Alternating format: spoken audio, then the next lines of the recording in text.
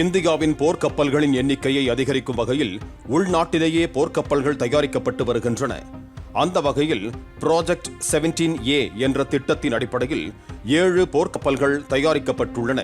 புதிய போர்க்கப்பல்களுக்கு INS நீலகிரி, ஹிம்கிரி, உதயகிரி, துனாகிரி, தாராகிரி, விந்தியாகிரி மற்றும் மகேந்திரகிரி என இந்திய மலைகளின் பெயர்கள் சூட்டப்பட்டிருக்கின்றன.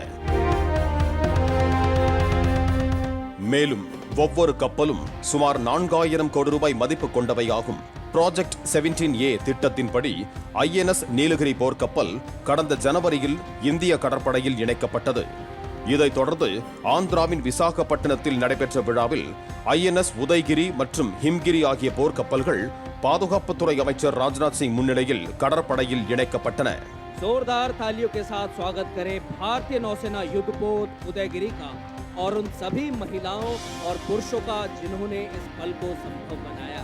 जोरदार तालियों के साथ स्वागत करें भारतीय नौसेना युद्धपोत हिमगिरी और उन सभी महिलाओं और पुरुषों का जिन्होंने इस पल को संभव बनाया।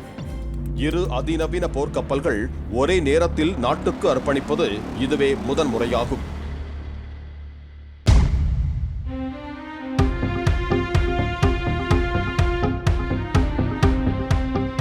மும்பையில் உள்ள Mazagon Dock Ship Builders Limited மூலம் உதயகிரி கப்பலும், கொல்கத்தாவில் உள்ள Garden Reach Ship Builders and Engineers நிறுவனம் மூலம் ஹிம்கிரி கப்பலும் கட்டப்பட்டன.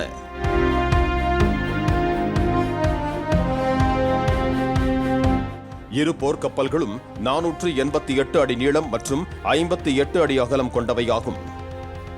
இவற்றின் எடை 6670 டன் ஆகும்.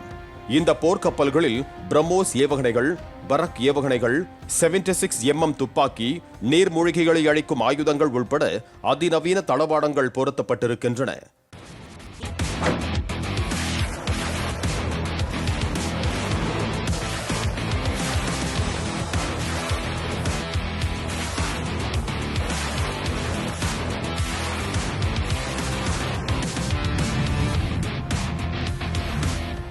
புதிய கப்பல்களில் உள்ள ஆயுதங்கள் மூலம் எதிரிகளின் போர்க்கப்பல்கள், நீர்மூழ்கிகள், எதிரிகளின் கடற்படை தளங்களை மிக துல்லியமாக தாக்கி அழிக்க முடியும்.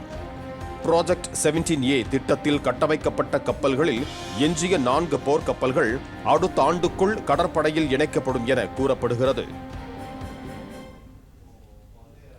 பிளே ஸ்டோர் மற்றும் ஆப் ஸ்டோரில் இருந்து பாலிமர் செயலியை QR கோடு மூலம் பதிவிறக்கம் செய்யுங்கள்.